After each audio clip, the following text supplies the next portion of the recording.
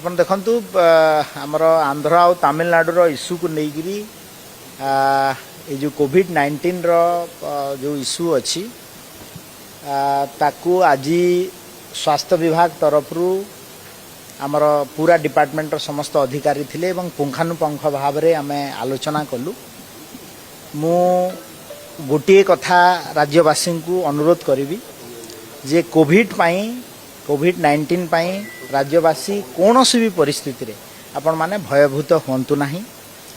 आमर सरकार सजाग अछंती, स्थिति उपरे नजर रखिछंती एवं विशेष करी बॉर्डरिंग जिला गुड़ारे मध्य आमे विजिलेंट अच्छु एवं स्टेट रो हेल्थ डिपार्टमेंट पूरा भाव रे प्रस्तुत अच्छी यहाँ को मुकाबला करने पाई।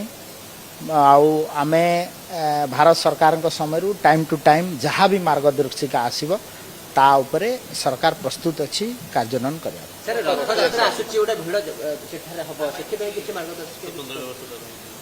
देखंतु रथ यात्रा पाई भी पेनिक हेबार नहीं। आमे एबे ठंडा काश ये समय निश्चित भाव रे जो गुलगुली होची वर्षा होबो तो सेथिपाई भी आपण माने व्यस्त हेबार नहीं। आमर पुरी रे प्राय 1000 रु अधिका डॉक्टर्स पैरामेडिकल स्टाफ्स 200 पाखापाखि 200 बेड आईसीयू रो व्यवस्था एम्स रो टीम समस्त अछंती।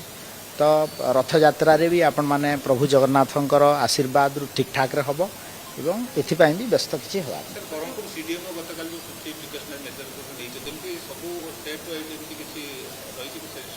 आपण देखंतु आमर आज विभाग भाव रे विभागीय आमर डायरेक्टर मेडिकल एजुकेशन ट्रेनिंग आमर डायरेक्टर हेल्थ सर्विसेस समस्त थिले, आमर प्रिंसिपल सेक्रेटरी थिले।